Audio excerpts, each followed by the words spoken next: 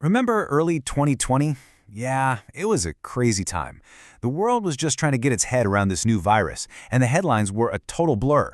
But if you look at a country as huge and diverse as India, the story wasn't just confusing, it was completely contradictory. You had some places that seemed to be holding their breath, while others were just exploding with cases. It felt like 1,000 different pandemics were happening all at once.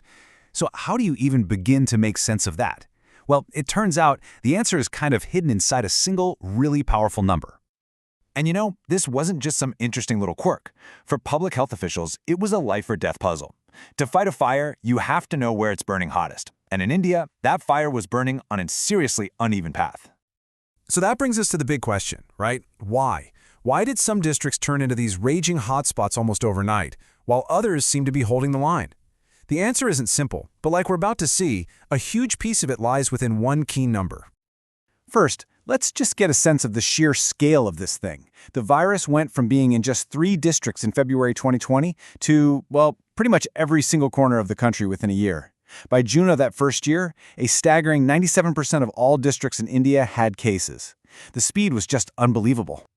But, and this is so important, that huge nationwide number completely hides the real story. Because on the ground, in each one of India's 717 districts, the experience was wildly different. And to understand why it was so different, we need to look at the virus's own personal report card. And that report card, it has a name. It's this crucial piece of the puzzle called the R0 number, or R0. Now, this isn't just some random variable for scientists. It's literally the secret to understanding how much power a virus has in any given community. So what is it exactly? Well, think of R0 as the virus's power score. It basically tells us, on average, how many other people one single infected person is going to pass the virus onto. It's the one number that helps scientists predict if an outbreak is going to fizzle out or just explode into a full-blown epidemic. And really, it all comes down to the magic number 1.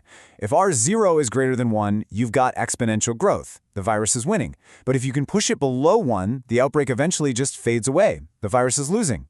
It's a simple idea, but it is absolutely critical to getting a pandemic under control. Okay, so with that tool in our pocket, we can now look at what the data actually revealed about India. Researchers set out to create a district-by-district heat map of the virus's potential, and honestly, the results were fascinating. So what they did was, they took the early case data from every single district, all 717 of them, and calculated its own unique R0 value. This gave them this incredible high-resolution picture of where the virus was spreading the fastest right at the start of the outbreak in each place. And here's what they found. What's really interesting is that the biggest chunk of districts, almost 36%, had an R0 somewhere between 2 and 3. Now that's a serious rate of spread, pretty similar to what was happening in Europe at the time. But that average, it hides the real story. The real drama is at the edges of this chart. That's where you find the extremes that really defined India's experience. And those extremes? Wow, they tell a powerful story. Take a look. In Jabalpur, the R0 was just 1.13. Okay, so cases there were doubling every 46 days. Slow. But then look at Sipa Jahala, an R0 of 7.7. That means cases were doubling every 1.7 days. We're talking about the same virus in the same country, but 2 totally different realities. Let's just pause on that number for a second. 7.7. That means, on average, a single infected person in that district was spreading the virus to nearly 8 other people. That is an incredibly high, explosive rate of transmission, and it explains everything about why some areas saw cases just skyrocket. So what on earth was happening in those places? The R0 number gives us the what, but it doesn't give us the why. To get that, we need to connect the dots from the data back to the actual human stories happening on the ground. And the research points to one huge factor that drove a lot of the most intense outbreaks. As soon as the nationwide lockdown was announced, this massive, unprecedented migration of workers started, with millions trying to get back to their home villages. And this is where the data really becomes personal.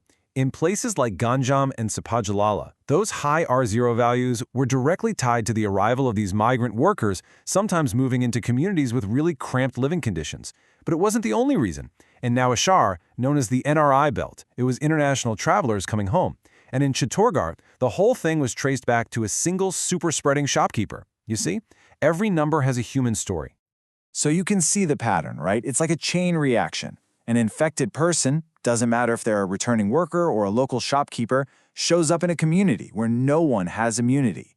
Through totally normal social interaction, the virus finds all this fertile ground, spreads like wildfire, and that leads directly to that explosive high R0 number. So, when we step back and look at all this, what does this one number really tell us? Well, it reveals something pretty profound about what a pandemic actually is.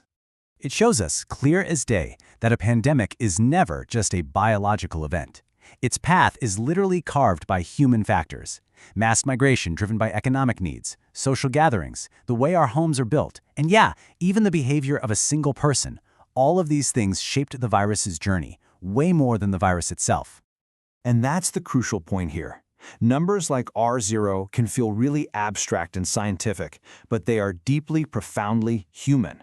They're basically a mirror reflecting our lives, our societies, and our movements. The data doesn't just measure a virus. In a way, it measures us.